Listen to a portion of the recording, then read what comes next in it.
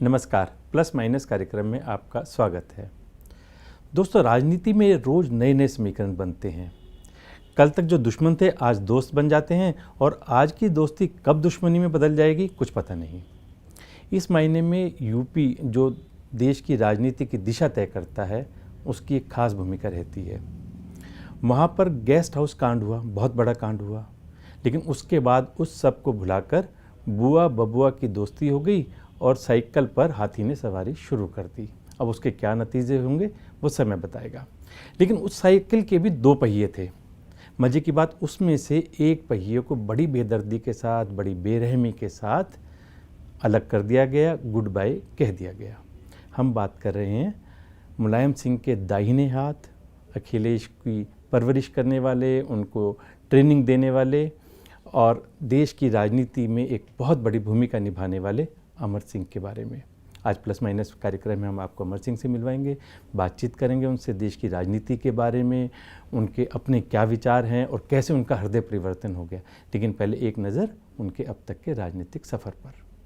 वो ना तो कोई शीर्ष के राजनेता है, ना ही बॉलीवुड के मशहूर सितारे और ना ही उनकी गिनती देश के सबसे अमीर उद्योगपतियों में होती है। पर वो एक दिलचस्प शख्स हैं और वो हैं राज्यसभा सांसद अमर सिंह। राजनीति में रणनीतिकार कम हुए हैं और क्षेत्रीय पार्टियों में तो राजनीतिक गुरुओं का अकाल सा रहा है। पर अमर सिंह उन लोगों में शामिल हैं जिन्होंने एक क्षेत्रीय पार्टी को राष्ट्रीय पार्टी के समकक्ष लाकर खड़ा कर दिया। वो अमर सिंह की रणनीतियां ही थी जिसकी बदौलत समाजवादी पार्टी ने एक मुकाम हासिल किया है। वो समाजवादी पार्टी के महासचिव रह चुके हैं और फिलहाल भारतीय संसद के ऊपरी सदन राज्यसभा के सदस्य हैं। इन्होंने राजनीति उतार चढ़ाव भी देखे हैं। एक समय अमर सिंह समाजवादी पार्टी के सुप्रीमो मुलायम सिंह का दाहिना हाथ माने जाते थे, पर पिछले कुछ सालों से वो लाइमलाइट से बाहर हो गए थे। आपसी मतभेदों के चलते 2010 में इन्होंने समाजवादी पार्टी के सभी पदों से त्यागपत्र दे दिया। वे कई राजनेताओं, उद्योगपतियों और फिल्मी सितारों के सबसे करीब लोगों में शुमार रहे हैं। अमिताभ बच्चन, मुकेश अंबानी और अनिल अंबानी सहित पूर्व प्रधानमंत्री HD देवगौड़ा और चंद्रशेखर जैसे कई राजनेताओं के वे बहुत करीब रहे हैं। एक और उन्होंने मनमोहन सिंह सरकार को बचाने में बड़ी भूमिका निभाई थी, तो दूसरी ओर सोनिया गांधी के विदेशी मूल के सवाल पर उन्हें प्रधानमंत्री न बनने देने में भी अमर सिंह का अहम रोल था। उन्हें न तो अपने को राजनीतिक दलाल कहलाने में कभी ऐतराज रहा और न ही जातिवादी की संज्ञा मिलने पर। आज हालात भी बदल चुके हैं और अमर सिंह की स्वामी भक्ति भी। अब अमर सिंह बीजेपी के साथ हैं और उनको भरोसा है कि देश की नैया मोदी ही पार लगा सकते हैं। आज हमारे चेयरमैन राकेश गुप्ता जी आपको मिलवा रहे हैं वरिष्ठ राज्यसभा सांसद अमर सिंह से।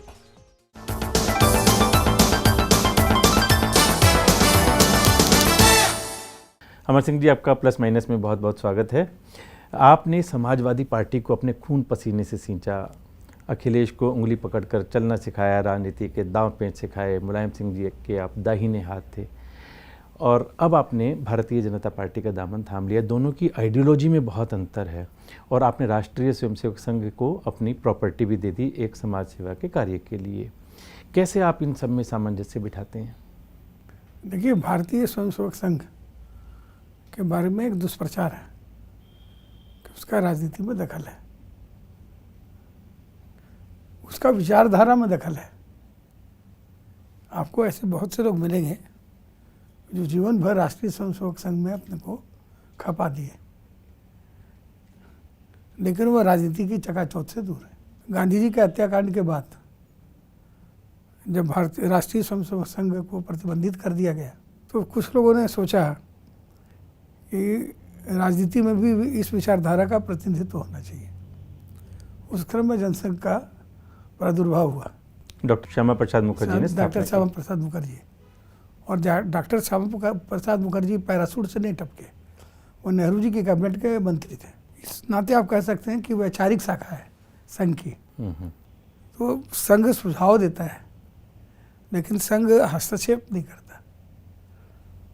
तो संघ एक राजनीतिक विचारधारा का केंद्र जरूर है, लेकिन संघ अपने आप में एक राजनीति है, ऐसा नहीं है। ये संघ के प्रति आपका प्यार ये अब हुआ है या जब आप समाजवादी पार्टी में थे तब भी था? समाजवादी पार्टी में हम थे, उसके अतिरिक्त हमारा आदरणीय चंद्रशेखर जी से सबको मालूम है बहुत ज़्यादा प्रेम था, और चंद्रशेखर जी का और नाना जी का बहुत प्रेम था। तो चंद्रशेखर जी के माध्यम से नाना जी को मैं बहुत निकट से जानता था। मैं समझता हूँ कि भगवती ने मुझे इतना दिखाया है, अपने से कई गुना बड़े गुणवान व्यक्तियों से का सानिध्य दिया है। संघ के जो अधिकारी हैं वो बहुत सरल जरूर हैं, लेकिन उपलब्ध नहीं है, इतना ज़्यादा प्रवास में रहते हैं। तो संघ के शीर्ष अधिकारी कुछ ऐसे ही हैं, और उनको आप फोन करिए, घंटी बजती रहेगी, उठेगा कभी नहीं। कहीं ना कहीं बैठकों में, कहीं कार्यक्रमों पाँच में कहीं ना कहीं व्यस्त दूसरा रहते मैं हैं। बुरा भी नहीं मानता। हाँ। एक साल का उनका कार्यक्रम बन जाता है। हाँ, एक साल एडवांस में बन जाता है कि पूरे प्रदेश में कहाँ कहाँ उनका प्रवास कभी रहना उत्तर है। पूर्व में होंगे, हाँ। और जो हर एक का अपना एक, लेकिन इसका मतलब नहीं कि वो जटिल है। ट्रेन में चलेंगे, मिलेंगे तो बड़ी सौम्यता और सरलता से मिलेंगे, आपकी पत्नी बच्चों का हाल पूछेंगे, आपको निष्ठा और अपनत्व का भाव दिखाई देगा। लेकिन अगर आप, भागवत जी ने खुलेआम कहा विज्ञान भवन के सभा में, जो हमारे भाव से उत्प्रेरित है वो आए, जिससे कुछ देना हो आए, समय दे, साधन दे, और किसी को लेने की आकांक्षा हो वो नहीं है। संघ के साथ तो आपके नाते रिश्ते ठीक है, लेकिन बीजेपी में अभी भी आपके लिए नो एंट्री का बोर्ड लगा हुआ है। ऐसा नहीं है। हमारा 4 साल राज्यसभा का बाकी है, तो बीजेपी में अगर हम आज सम्मिलित होते हैं तो हमें वो राज्यसभा छोड़नी पड़ेगी। मैं क्यों छोड़ूं? वो हमारा स्वअर्जित, अपनी मेहनत से प्राप्त किया हुआ एक प्रकल्प है। दूसरा, रामगोपाल यादव ने पूरा प्रयत्न किया कि शरद यादव के तर्ज पर मेरी सदस्यता खारिज करा दे। तो मैंने अपना मामला सुप्रीम कोर्ट में ले गया हूँ। तो अगर हमसे अनुरोध कर देते मुलायम सिंह या रामगोपाल, तो निश्चित रूप से मैं त्यागपत्र दे देता। तो लोकशाही में जो हमारा सुहाग का सिंदूर है, मतलब एक सांसद का टैग है, उसको अनायास हटा के मैं राजनीतिक वैधव्य में क्यों जाऊं? और अगर ऐसा होता कि हमारी उपेक्षा की बात होती है तो जयप्रदा जी को टिकट नहीं मिलता, वरना भारतीय जनता पार्टी में कभी रही, न तो आज तक अमित शाह जी से मिली है, न तो मोदी जी से मिली है, बल्कि आपकी सिफारिश के कारण से जयप्रदा को टिकट मिली। हाँ। लेकिन उनको टिकट मिलने का मतलब है मुझे ही मिला, चुनाव मैं नहीं लड़ा। उनकी अपनी आइडेंटिटी है, आपकी अपनी आइडेंटिटी है। हाँ बिल्कुल है, उनकी अपनी आइडेंटिटी। बीजेपी को लगा होगा कि विनेबिलिटी है जयप्रदा जी को लड़ाने में, इसलिए उन्होंने उनको वहाँ से टिकट नहीं, उनको साथ साथ ये भी लगा कि वो उनको हम लड़ाएंगे। वो विनेबिलिटी की जब आदमी सोचता है, हाँ, तो रिसोर्सेज भी तो चाहिए। तो रिसोर्स की बात नहीं है। आप ये देखिए ना कि नारी अंतर वस्त्र पर जो टिप्पणी आजम खान ने की, मेरे बोलने से पहले किसने बोला? बहन सुषमा स्वराज ने सबसे पहले एक ट्वीट किया कि भाई मुलायम सिंह जी, द्रौपदी का अपमान हो रहा है, आप चुप क्यों हैं? और उसे जया बच्चन को टैग किया। और जयप्रदा जी के लिए महिलाओं ने के नाते ये कहना कि हमारे अंतर्वस्त्र पर टिप्पणी हुई है बहुत लज्जा का विषय होता है। तो उसको एक बड़ा राष्ट्रीय मुद्दा जब मैंने बोला है उसके बाद ये बना है। अमर सिंह जी, आपके बारे में कहा जाता है कि आप दोस्ती और दुश्मनी दोनों बड़ी शिद्दत से निभाते हैं, और अक्सर आपकी दोस्ती दुश्मनी में भी बदल जाती है। ये जो मुहावरे हैं वो बड़े छोटे होते हैं लेकिन बड़े गूढ़ होते हैं। सच सही आके दोहरे जो नाविक के तीर, देखन में छोटन लगे घाव करे गंभीर, नेकी कर और दरिया में डाल। ये हमको अमिताभ बच्चन ने समझाया कि मुहावरा क्यों बना है। तो आपको दुख तो होता होगा अनिल अंबानी ने या सुब्रत राय ने या अखिलेश ने या अमिताभ बच्चन ने, जिन जिन को भी आपने हमेशा सपोर्ट किया पूरे जीवन भर तन मन धन से, उन सब ने कहीं ना कहीं आपको धोखा कोई दिया? दुख नहीं हुआ, क्योंकि जीवन एक पाठशाला है और उस पाठशाला के शिक्षक हैं और हम एक प्रबुद्ध विद्यार्थी, हम ऐसे लेते हैं। जया बच्चन जी से तो आपके बहुत निकट के संबंध रहे और पूरे अमिताभ बच्चन परिवार के साथ निकट के संबंध हैं, वो अलग बात है और उनको आलोचना का भी पूरा अधिकार है। बहुत लोग आलोचना करते हैं, प्रियंका जी करती हैं, लेकिन प्रियंका जी ने मोदी जी का झाड़ू कभी हाथ में नहीं लिया। अमिताभ बच्चन मोदी जी का झाड़ू भी हाथ में लेते हैं, मोदी जी की जयकारा भी करते हैं, गुजरात के ब्रांड एम्बेसडर भी बनते हैं, उनका पद्म विभूषण भी ग्रहण करते हैं और पूरा अपने आप को मोदीमय रखते हैं। उनकी अर्धांगिनी कहती हैं कि गड़बड़ करते हैं। अखिलेश की बुआ मायावती ने बाराबंकी जमीन विवाद में लगभग जेल भेज दिया था इनको, जो उन्हीं के गठबंधन के साथी हैं। तो उसमें भी मैंने इनकी मदद की थी, सुप्रीम कोर्ट से बरी हुए थे। सबसे बड़ी तो आपने इनकी फाइनेंशियल मदद की थी जब बिल्कुल जीरो हो चुके थे। नहीं, वो मदद तब मैंने मदद नहीं की थी। राकेश जी, आपकी किसी से मित्रता हो, किसी को आप भाई माने और वो कष्ट में हो और उसकी पीड़ा जब आपकी अपनी पीड़ा हो, तो उतनी बड़ी मदद कोई किसी की करता नहीं। मैं इतना व्यथित था कि मैंने अपनी व्यथा को संप्रेषित किया। बच्चन परिवार से निकटता के कारण जो आपको उनकी अंदरूनी बातें पता थी कि जया बच्चन अपनी सास से लड़ती है, या वो सब भी आपने सार्वजनिक कर दी समय समय पर? ये अंदरूनी बात तो नहीं है, ये खुली बात है, क्योंकि इस विवाह के बाद वो बांदा चले गए, बीमार पड़े तो रुग्ण वरिष्ठ बच्चन दंपति दिल्ली रहने लगे, ज़्यादा बीमार पड़ने लगे तो मुंबई गए। मुंबई में जब जया बच्चन उनके साथ नहीं रह पाई, क्या आप मानेंगे कि इकलौता बेटा है, पति पत्नी है और माता पिता हैं, इन तीनों के लिए 3 मकान है। प्रतीक्षा में, और पूरी बम्बई जानती है, अमिताभ जी प्रतीक्षा में रहते हैं, जया जी दूसरे घर में रहती हैं। अमर सिंह जी, आप मुलायम सिंह जी के दाहिने हाथ माने जाते रहे। अखिलेश को आपने राजनीति के गुर भी सिखाए, उसकी पढ़ाई लिखाई से लेकर के, उसकी उंगली पकड़ करके, और आपने उसको आज जिस स्तर पर वो हैं आप लेकर के आए। अखिलेश की पहली नौकरी गजरौला के बाद मोगरे रिंग में मैंने लगवाई। अखिलेश की पहली ऊंची पढ़ाई सिडनी में मैंने कराई। अखिलेश का विवाह लालू जी की पुत्री के साथ मुलायम सिंह करना चाहते थे।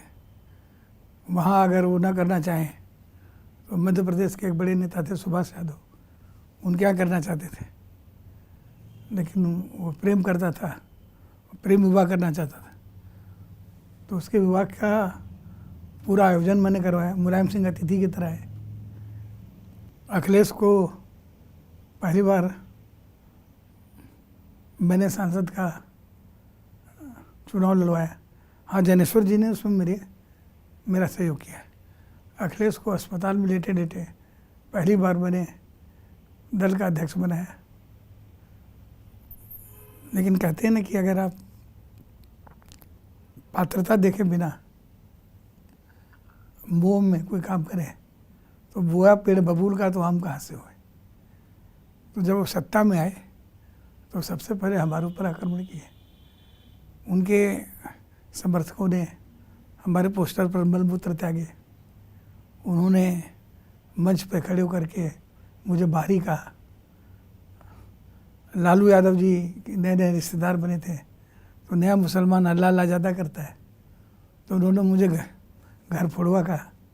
अब लालू जी का घर खुद ही फूट गया। चलिए, यहाँ मैं घर फोड़वा था, तो लालू जी के घर का घर फोड़वा कौन है? और मैं घर फोड़वा निकल गया, तो अब क्यों नहीं सब एक हो जाते हैं? अब अखिलेश अलग, शिवपाल अलग और मुलायम सिंह अलग, अपर्णा अलग, सब अलग अलग अपनी बीन बजा रहे हैं। ऐसे में मुलायम सिंह जी ने भी आपका पूरी तरह से साथ नहीं दिया। मुलायम सिंह जी ने साथ दिया, मुलायम सिंह जी ने मुझे मुक्त कर दिया, ये कम बड़ा साथ है। मैं अगर भीष्म को धृतराष्ट्र मुक्ति दे देते तो सरसैया पर उनकी मृत्यु नहीं होती। भीष्म ने वचन दिया था कि हस्तिनापुर के सिंहासन से बंधा हुआ हूँ, इसलिए अपने पुत्रवधुओं का चीरहरण, सीलहरण, सारा पाप देखकर भी वहाँ पड़े रहे। तो मैं भी सारा पाप, सारा विवाद, आजम खान ऐसे दुष्ट खलनायक की सारी गालियाँ सुन करके पड़ा था। लेकिन मुलायम सिंह ने जब ये कहा कि आप मेरे घर पीछे के दरवाजे से आइए, रात के अंधेरे में जाइए, हमारे साथ दिखे ही मत, सिंगापुर लंदन जाइए, तो मैं उनका हृदय से कोटि कोटि नमन करता हूँ, धन्यवाद देता हूँ कि उन्होंने मुझे मुक्त कर दिया। नहीं तो अभी मोदी जी की जो दुकान बंद करने की प्रक्रिया चला रहे हैं, उसमें मेरी भी दुकान बंद हो जाती है। महाभारत के पात्र बदलते हैं, लेकिन बुराई और अच्छाई के पात्र अलग अलग नामों से सामने आते हैं। योगी सरकार के कार्यों का आप किस तरह का मूल्यांकन करेंगे? देखिए, योगी जी बहुत ईमानदार व्यक्ति हैं, युवा हैं, उत्साही हैं और बहुत कर्मठ हैं और सात्विक है। ऐसा व्यक्ति सामने वाला का मूल्यांकन अपने अवस्था के अनुसार करता है कि मैं झूठ नहीं बोलता, मैं सच बोलता हूँ, मैं ईमानदार हूँ, तो अपेक्षा करता कि सामने वाला भी ऐसा हो। लेकिन उत्तर प्रदेश की अफसरशाही ऐसी नहीं है।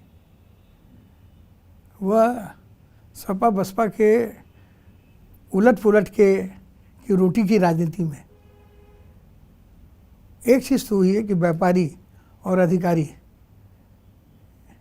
ये वही रहे, वही यादव सिंह, वही चंद्रघाटा, चंद्रकला, वही रमा रमन, चाहे नोएडा में, चाहे सपा हो या बसपा हो, वही चड्डा परिवार शराब का विक्रेता, वही नवीन खंडेलवाल मिड डे मील का ठेका। तो क्या विशेषता है कि नवीन खंडेलवाल बरेली के बच्चों को खाना वही खिलाएंगे सरकारी योजना का, शराब चड्ढा बंधुई बेचेंगे, नोएडा में ज़मीन का आवंटन उन्हीं लोगों को बुआ भी करेगी। और चाहे मायावती की सरकार आई हो, चाहे अखिलेश की आई हो, और चाहे अब योगी जी की हो। और यही नहीं, योगी जी नहीं, अच्छा, और यही 4-5 अधिकारी। तो इन अधिकारियों को, इन व्यापारियों को खून लग गया है, तो इनका उन्मूलन करने में मैं समझता हूँ कि योगी जी बहुत हद तक सफल है। अब मान लीजिए 20 लाख होलोग्राम बनने हैं, एक ही नंबर के 40 लाख बन गए, तो 20 लाख तो वैध हैं, 20 लाख जो है अवैध हैं, तो वो जाली करेंसी की तरह हो गए। तो वो जो 20 लाख जो अवैध हैं उस पर एक्साइज नहीं लगी, तो वो जो राम नाम की लूट है, लूट सके तो लूट, अंधकाल पछताएगा प्राण जाएंगे छूट, तो उस लूट में पूरा शराब माफिया सब लगे हैं। और मैं योगी जी को बधाई देता हूँ कि वो होलोग्राम का पूरा प्रोसेस उन्होंने बदल दिया। तो आपने कहा कि वो जो होलोग्राम वाला दोनों के समय में चलता रहा, लेकिन इसकी कोई इंक्वायरी नहीं हुई, कोई सज़ा नहीं मिली, कोई स्कैम सामने नहीं आया। आपको नहीं लगता कि वो फाइलें खुलनी चाहिए? नहीं, फाइलें तो सब खुलनी चाहिए और खुल रही है, जैसे गोमती रिवर फ्रंट की खुल गई,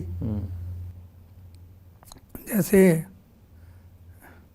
ये FIR हो गई रमा रमन के खिलाफ, जैसे चंद्रघटा या चंद्रकला, काली घटा छाई, तो ये सब तो आरंभ हो गया है। मोदी जी का अपने भाषण में भी उन्होंने कहा है कि चुनाव ख़त्म होने दीजिए, लोगों की दुकानें बंद होंगी। तो ये जो शोरूम खुले हुए हैं इनमें ताला लगेगा, इसलिए भी ये काला धंधा ये गोरे लोग जो कर रहे थे राजनीति के, तो उन सारे गोरे लोगों का कालापन खुल के सामने आएगा। ये एक भारी रहस्य है। और अगर कोई चैनल, मुझे पता नहीं प्रशांत भूषण क्या कर रहे हैं, मुझे पता नहीं जागो इंडिया जागो, ये तमाम एक्टिविस्ट क्या कर रहे हैं मुझे पता नहीं। विश्वनाथ चतुर्वेदी क्या कर रहा है, जो पेशेवर समाज सुधारक हैं, लिटिगेंट हैं, जो हरदम अदालत के दरवाजे की कुंडी खटखटाने के लिए तैयार रहते हैं। वह न्यायमूर्ति चंद्रचूड़ द्वारा चिन्हित 14 कंपनियों में कंपनी नंबर 12, जिसके बारे में राम गोपाल पुत्र अच्छा यादव ने संसद के साइट पर भी खुलेआम लिख करके दिया है, उसकी जांच क्यों नहीं कर रहे हैं? तो अदालत के आदेश की अवमानना खुलेआम हुई है, न तो राज्य सरकार न तो केंद्र सरकार, किसी ने उस पर कार्रवाई नहीं की है।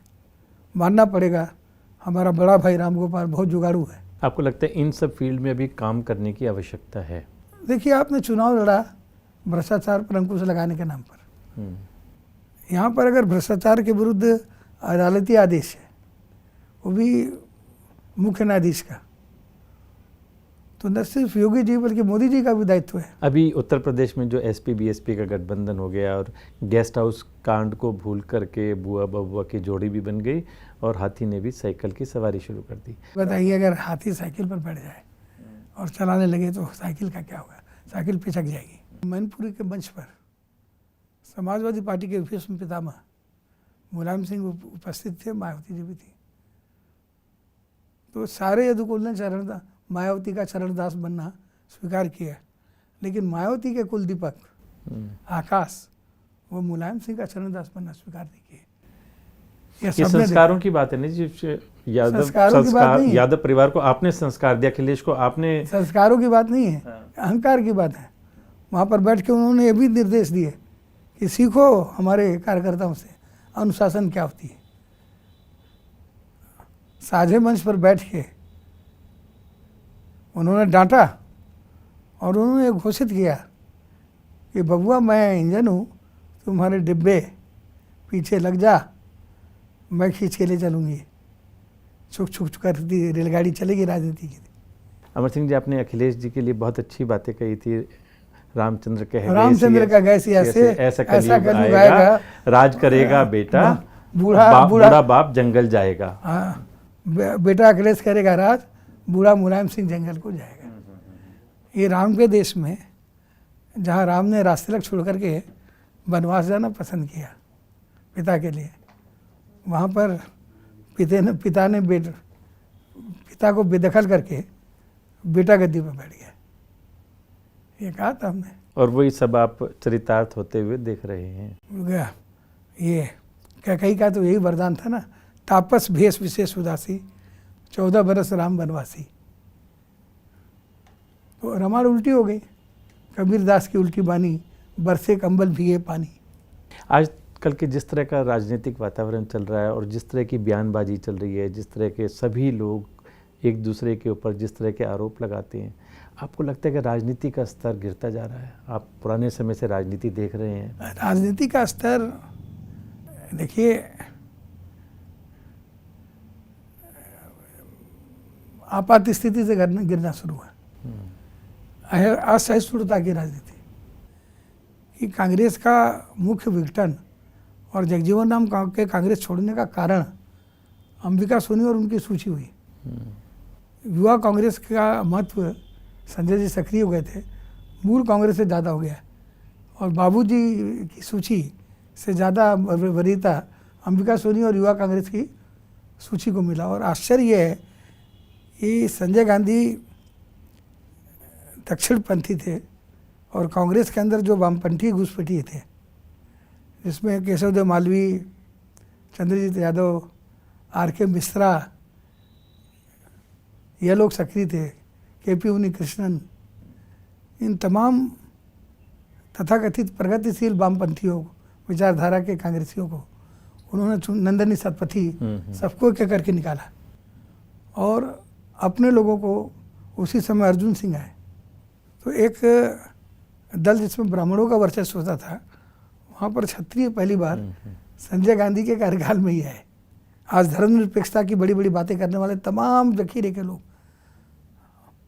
फारूक अब्दुल्ला साहब का पुत्र, वह बीजेपी में मंत्री रहा है, ममता बनर्जी बीजेपी में मंत्री रही है, शरद यादव एनडीए के कन्वीनर रहे हैं। तो ये सेकुलरिज्म और कम्युनलिज्म छोड़िए, ये मुझे लगता है मनीष मल्होत्रा का कपड़ा हो गया है। जब मन में आया पहन लिया, जब मन में आया छोड़ दिया। विचारधारा की बजाय अवसरवादिता की राजनीति अवसरवादिता आ गई की। है। मैं तो देखिए बीजेपी में न था, न अभी तक हूँ, न अभी तक मैंने जाने का आवेदन किया है, लेकिन मैं मोदी जी से प्रभावित हूँ, बीजेपी से ज़्यादा। और रहा सवाल ये कि मोदी जी दंगाई है, तो 15 साल से तो गुजरात में दंगा नहीं हुआ। लेकिन जो लोग मुसलमान भक्त है, जो अपीजमेंट की राजनीति करते हैं, उनके यहाँ तो मुजफ्फरनगर में मुसलमान काटे गए। तो मुजफ्फरनगर का दंगा दंगा नहीं है, वो खेलकूद प्रतियोगिता है, कबड्डी है। और गुजरात का दंगा दंगा है। कितने दंगे हुए उत्तर प्रदेश में 5 साल में, या इस तथाकथित दौर में कितने दंगे हुए कांग्रेस के टाइम में। वीर बहादुर जी मुख्यमंत्री थे, मेरठ का मलियाना कांड, और कांग्रेस के मुख्यमंत्री थे, हमारे मित्र थे। तो मलियाना कांड बड़ा लोमहर्षक कांड हुआ। तो अगर वो वीर बहादुर जी ने नहीं करवाया, मुजफ्फरनगर का कांड अगर अखिलेश जी ने नहीं कराया, तो गुजरात का दंगा मोदी जी ने कराया। इस बात का क्या तर्क है? तो कोई भी मुख्यमंत्री अपने यहाँ हिंदू या मुसलमान हो, उनको कटवाने का काम नहीं करता।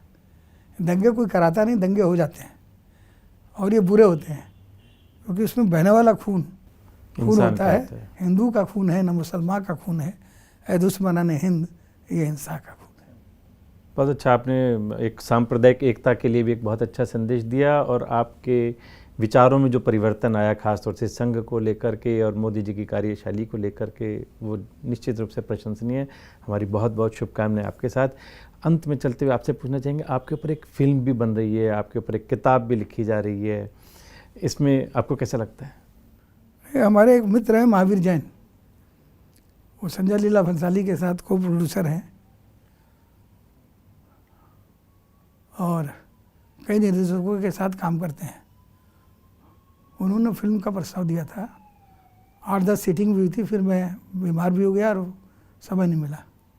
हार्पर कॉलिंस से मैंने अपनी आत्मकथा के लिए अनुबंध किया है, लेकिन मैं अभी तक उनके साथ बेईमानी कर रहा हूँ। आलोक मेहता जी पुस्तक लिखने का हमने उनसे एक निर्धारण किया है, समय नहीं मिल पाता, लेकिन मेरी कमजोरी है, मेरी अपने कमिटमेंट के साथ गद्दारी है। तो मैं समय निकालूंगा और किताब लिखूंगा। आपने अमर सिंह जी बहुत सारे नेताओं को बहुत निकट से देखा है, सबसे अधिक प्रभावशाली आपको कौन लगे? पूरी समग्रता के साथ देखा जाए तो चंद्रशेखर जी। अच्छा। वह राजनीति में रह करके भी वियोगी थे।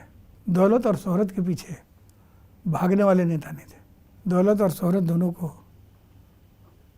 बड़ी निष्ठुरता से ठुकरा कर अपने सिद्धांतों के प्रति अडिग खड़े रहने वाले व्यक्ति थे।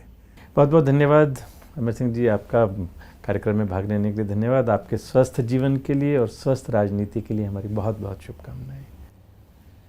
आज के प्लस माइनस में हमारे साथ हैं अमर सिंह जी। अगले सप्ताह फिर मुलाकात होगी। नमस्कार।